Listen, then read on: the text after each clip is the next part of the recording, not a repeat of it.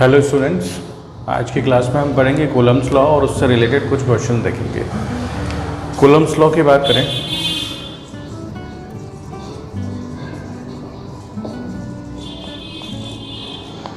Basically Coulomb's law किसके लिए होता है? पॉइंट चार्जेस के लिए रहता है। कोई भी दो पॉइंट चार्जेस ले लें जिनके बीच में कुछ डिस्टेंस होगी। डिस्टेंस मैंने सपोज कर लिया कितना है, डी। स्टेटमेंट के पहले थोड़ा सा वेरीफाई कर दें, थोड़ा सा एक्सप्लेन कर दें। एफ क्या है? फोर्स है। फोर्स कैसा हो सकता है? अगर दोनों चार्ज पॉजिटिव है या दोनों चार्ज नेगेटिव है तो दोनों के बीच में रिपल्शन होगा, अदरवाइज दोनों के बीच में एट्रैक्शन होगा। तो फोर्स जो हो सकता है दो टाइप का हो सकता है, या तो रिपल्शन होगा या तो एट्रैक्शन होगा। तो फोर्स क्या होता है? प्रपोर्शन होता है किसके? Product of magnitude of charges के। Force is directly proportion to the product of magnitude of charges. और जो फोर्स होता है वो इन्वर्सली प्रपोर्शन होता है किसके? 1/d² के। 1/d² मतलब डिस्टेंस के। तो हमारे पास लॉ क्या बना? फोर्स ऑफ एट्रैक्शन और रिपल्शन। फोर्स ऑफ एट्रैक्शन और repulsion between two point charges is directly proportional to the product of magnitude of charges and inversely proportional to the square of distance। बस यही Coulomb's law है।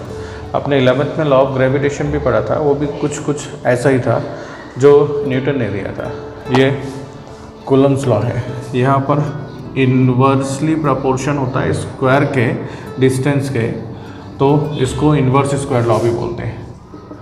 Inverse square law. Law किसके लिए है? Charges के लिए। तो हम लॉ का स्टेटमेंट बताएं। फोर्स ऑफ एट्रैक्शन और repulsion between two point charges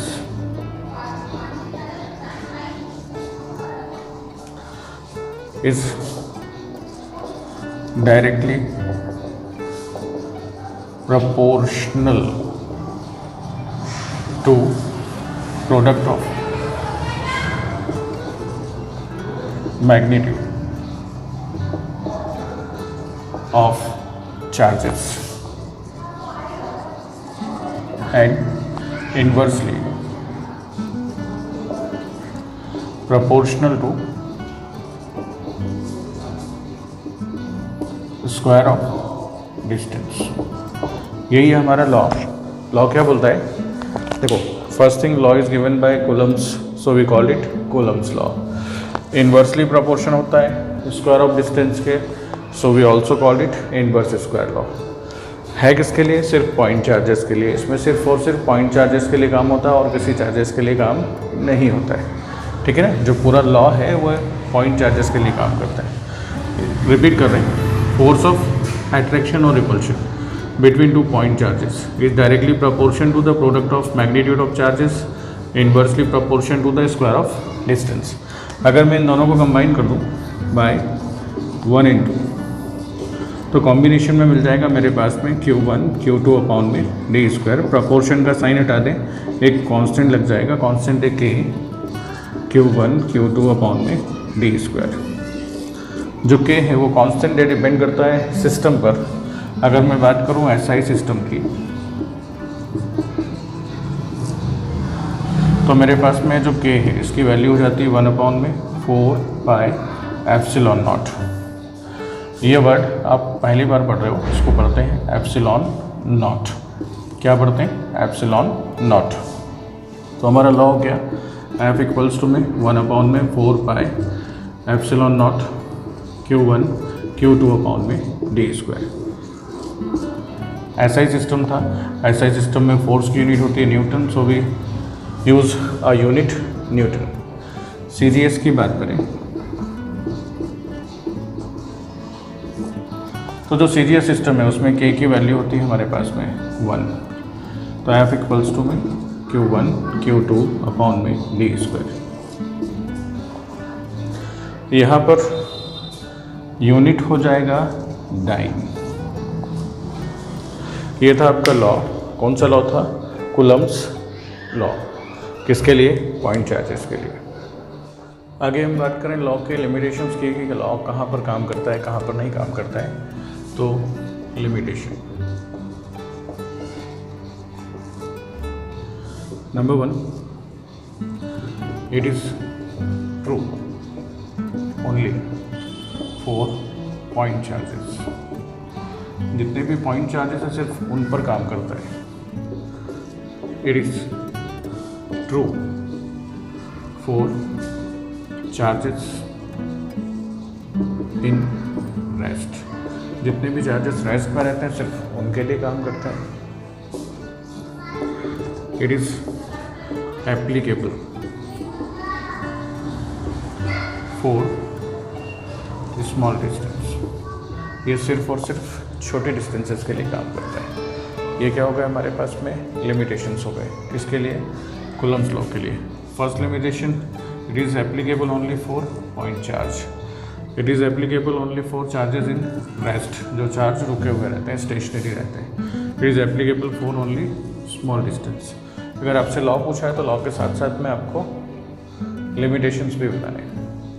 law short में रिकॉइल करें, force of attraction and repulsion directly proportion to product of charges and inversely proportion to square of distance.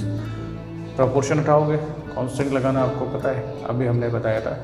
Constant में हमारे पास में आया था 1/4 एप्सिलॉन नॉट। तो एप्सिलॉन नॉट के बारे में थोड़ी सी डिटेलिंग करें। जो एप्सिलॉन नॉट है ये क्या है? परमिटिविटी है ऑफ मीडियम। धीरे धीरे हम आपको परमिटिविटी एक्सप्लेन करेंगे, फिलहाल इसके वैल्यूज़ वगैरह बता रहे हैं। एप्सिलॉन नॉट इसकी वैल्यू होती है हमारे पास में 8.854 × 10⁻⁻12 coulomb square per newton metre square. अगर मैं 1/4 एप्सिलॉन नॉट की बात करूँगा तो इसका वैल्यू हो जाता 9 × 10⁹ Newton metre square per coulomb square. जो एप्सिलॉन नॉट है ये है वैक्यूम के लिए या फिर फ्री स्पेस के लिए और एयर के लिए। अगर मैं सिर्फ एप्सिलॉन लिखूँगा तो ये स्पेस और एयर को छोड़कर किसी भी मीडियम पर काम करता है, अदर मीडियम। आगे चलें, मेरे पास में लॉ था F = में 1/4 epsilon not Q1 Q2 d²। मैं इसके SI CGS यूनिट और डायमेंशन की बात कर रहा हूँ। तो इस एप्सिलॉन नॉट को शिफ्ट किया मैंने F के साथ। मेरे पास में हो जाता है एप्सिलॉन नॉट = में 1/4 F Q1 Q2 d²। सबसे पहले SI यूनिट देखें। देखिए कूलम स्क्वायर, 2 कूलम हो गए तो कूलम स्क्वायर पर 4π कांस्टेंट है, फोर्स के लिए न्यूटन, डिस्टेंस के लिए मीटर स्क्वायर। तो coulomb square per newton metre square, coulomb square per newton metre square. अगर CGS यूनिट की बात करें तो कूलम की जगह हो जाएगा स्टेट कूलम, और 2 चार्जेस थे इसलिए स्क्वायर, यहाँ हो जाएगा 9 और यहाँ पर हो जाएगा सेंटीमीटर स्क्वायर। ऐसी डायमेंशन की बात करें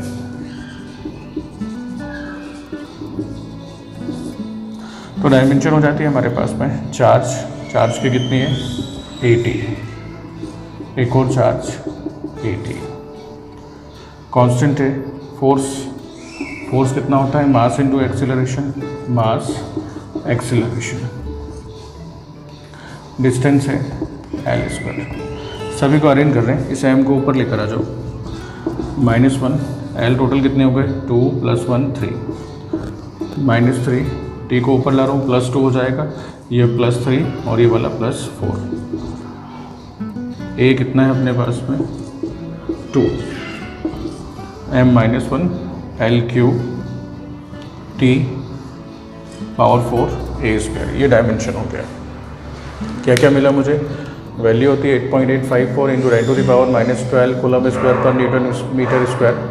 1/4 एप्सिलॉन नॉट हो जाता है 9 × 10⁻⁹ newton metre square per coulomb square. Epsilon naught permittivity है किसकी, फ्री स्पेस की या फिर वैक्यूम की या फिर एयर की। एप्सिलॉन किसकी है, किसी भी मीडियम की। अब ऐसा unit coulomb square newton metre square, CGS unit is 8 coulomb square per 9 centimetre square, और डायमेंशन कितना होता है, m-1 l-3 t4 a square. आगे चले, कूलम्स लॉ रिपीट कर रहे हैं लेकिन इस बार वेक्टर फॉर्म में। Coulomb's law in vector form. देखिए हमने दो चार्जेस ले लिए, एक चार्ज लिया मैंने Q1, एक चार्ज लिया मैंने Q2। Q1 से Q2 की डायरेक्शन में हमारे पास में एक यूनिट वेक्टर है r12 कैप। अगर मैं डायरेक्शन चेंज करता हूँ, Q2 से Q1 करता हूँ, तो मेरे पास में यूनिट वेक्टर हो जाता है r21 कैप। ठीक बात, मेरे पास में दो चार्जेस हैं Q1 Q2, दोनों के बीच में डिस्टेंस है r। अगर मैं डिस्टेंस का यूनिट वेक्टर ले लूँ किस डायरेक्शन में, 1 से 2 की डायरेक्शन में, तो वो हो जाता है r12 कैप, और 2 से 1 की डायरेक्शन में हो जाता है r21 कैप। तो अगर मैं ये बोलूँ फोर्स अप्लाइड बाय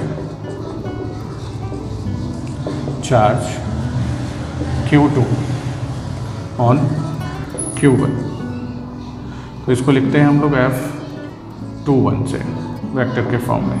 कितना हो जाएगा, Q1 Q2 अपॉन में डिस्टेंस स्क्वायर। जो डिस्टेंस है दोनों के बीच में, वो डिस्टेंस कितनी दे रखी है हमने, अगर मैं डिस्टेंस भी मेंशन करूँ यहाँ पर तो r, और यूनिट वेक्टर हो जाएगा मेरे पास में r12 कैप। यूनिट वेक्टर क्या बता रहा है, उसकी डायरेक्शन बता रहा है। सिमिलरली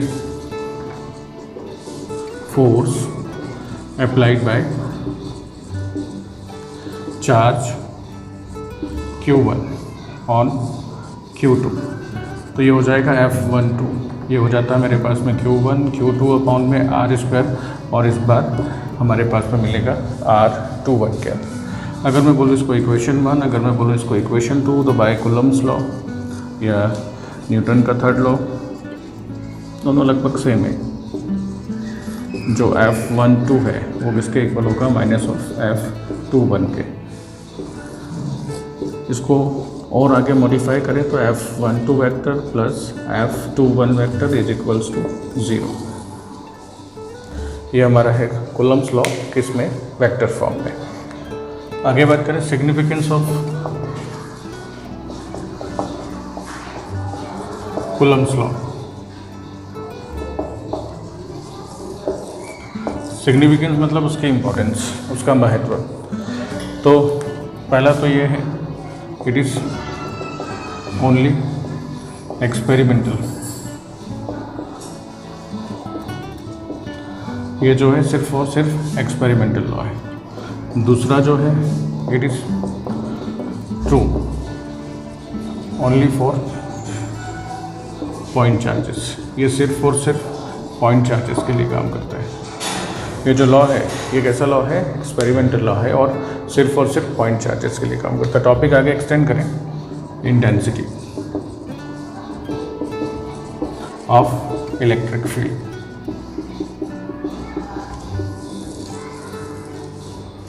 चलिए थोड़ा सिंपल वे में काम करें। इंटेंसिटी को डिनोट करता हूँ E से, फॉर्मूला होता है F अपॉन Q। अपॉन में Q है तो मैं इसको इस तरीके से लिखता हूँ, फोर्स, सिर्फ मेरे फिंगर्स पर ध्यान दीजिए, force which is field by unit charge in any electric field, force which is filled by unit charge in any electric field, force which is filled by unit charge in any electric field। हमारे पास definition हो गई, force which is filled by unit charge in any electric field is called intensity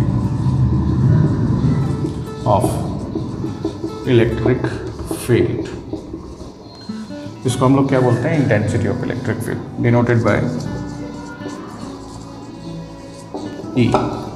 किससे denote करते हैं, E से। अब formula हो गया हमारे पास में E इक्वल्स टू F/Q। ऐसा यूनिट की बात करें फोर्स के लिए, न्यूटन पर कूलम, न्यूटन और कूलम। CGS यूनिट की बात करें फोर्स की यूनिट क्या होती है? डाइन। कूलम की जगह स्टेट कूलम। तो ये तो हो गया इसका CGS यूनिट। डायमेंशन बनाए। फोर्स के लिए डायमेंशन कितना होता है? Mass into acceleration. और चार्ज के लिए नया शुरू किया था हमने AT। अरेंज कर लें। ML/T-2 पहले से था, एक और लेकर आ जाओ -3, एक ऊपर लेकर आ जाओ -1। ML/T-3 A-1। ये था हमारा intensity of electric field. Intensity के बारे में एक इंटरेस्टिंग फैक्ट और बताऊँ। देखो, हमने अगर बोला यूनिट चार्ज, मतलब जो चार्ज था उसकी वैल्यू कितनी हो गई? 1 हो गई। और अगर चार्ज की वैल्यू मैं यहाँ 1 कर दूँ इस पर्टिकुलर फार्मूले में, तो E में कितना हो जाता है? फोर्स। मतलब अगर मैं किसी यूनिट चार्ज की बात करूँ, तो जो इंटेंसिटी है और फोर्स है दोनों सेम हो जाते हैं। मतलब इंटेंसिटी के लिए भी मैं फोर्स का फॉर्मूला यूज़ कर लूँगा, और फोर्स के लिए हम लोग क्या यूज़ करते हैं? Coulomb's law. अब हम बात करें यूनिट चार्ज की। यूनिट चार्ज, यूनिट से मतलब है कि उस चार्ज की वैल्यू कितनी होगी? 1 होगी। पहले डेफिनेशन बता दे रहे हैं। If two charges of same magnitude and nature, दोनों का मैग्नीट्यूड कैसा है? सेम। नेचर कैसा है? Same. Are kept at the distance of 1 metre in air और vacuum, and repel each other by the force of 9 × 10⁹ Newton. Then each of them are known as unit charge. तो अगर मैं दो charge ले लूँ, ऐसा नहीं बोल रहा हूँ पॉजिटिव लूँ, ऐसा भी नहीं बोल रहा हूँ नेगेटिव लूँ, दोनों का नेचर कैसा होना चाहिए? सेम होना चाहिए। या तो दोनों पॉजिटिव होंगे या तो दोनों नेगेटिव होंगे। और कितनी डिस्टेंस पर होना चाहिए? 1 मीटर की डिस्टेंस पर। और उनका मैग्नीट्यूड भी कैसा होना चाहिए? सेम होना चाहिए। तो जो फोर्स लगेगा उनके बीच में, वो फोर्स कितना लगेगा? 9 × 10⁹, इसलिए मैं उसको क्या बोलूँगा? Unit charge. अब इसको थोड़ा सा एक्सप्लेन करूँ। देखो, दो चार्जेस के मैग्नीट्यूड सेम होने चाहिए। मैंने दोनों के मैग्नीट्यूड कितने ले लिए? क्यों? डिस्टेंस कितनी होनी चाहिए? 1 मीटर। फोर्स कितना लगना चाहिए? 9 × 10⁹ न्यूटन लगना चाहिए। तो अगर मैं कूलम्ब्स लॉ की बात करूं, तो F मैं ऐसा यूनिट में 4πε0 Q1 Q2 अपॉन में d² आता है। यहाँ वैल्यू डाल दूँ F की 9 × 10⁹। 1/4πε0 की अभी हमने बताया था कि 1/4πε0 कितना होता है? 9 × 10⁹ होता है। तो ये हो गया 9 × 10⁹ Q1 Q, Q2 Q, distance कितनी? 1²। ये 9 × 10⁹ मैंने कैंसिल किया, तो यहाँ बचता है मेरे पास 1। Q × Q हो गया Q², और दोनों तरफ अगर मैं रूट लगा दूँ तो मेरे पास मिलता है +-1। +-1 मतलब यूनिट। तो डेफिनेशन क्या हो गया हमारे पास में? If we kept two charges of same magnitude and nature कैसा है? सेम। मैग्नीट्यूड भी कैसा है? Same. At the distance of 1 metre in air और vacuum, and they repel each other. अब दोनों का नेचर अगर सेम था तो दोनों क्या करेंगे? रिपेल ही करेंगे। And they repel each other by the force of 9 × 10⁹ newton. Then each of them are known as unit charge. ये आपकी सिंपल डेफिनेशन लर्न करने की टेक्निक होगी कि हमारे पास में क्या है? दो चार्जेस हैं, कैसे हैं? सेम मैग्नीट्यूड के हैं, नेचर भी कैसा है? सेम है, डिस्टेंस कितनी है? 1 मीटर है, और रिपेल किससे कर रहे हैं? 9 × 10⁹ न्यूटन के फोर्स से। If two charges of same magnitude and nature are kept at the distance of 1 meter and repel each other by the force of 9 × 10⁹ Newton, then each of them are known as unit charge. ये था हमारा unit charge. आज हमने पढ़ा Coulomb's law in vector form, limitation of Coulomb's law, significance of Coulomb's law कब applicable है, कब नहीं, यूनिट चार्ज, एप्सिलॉन नॉट के बारे में, डायमेंशन, उसके SI यूनिट, उसके CGS यूनिट एक्सेट्रा।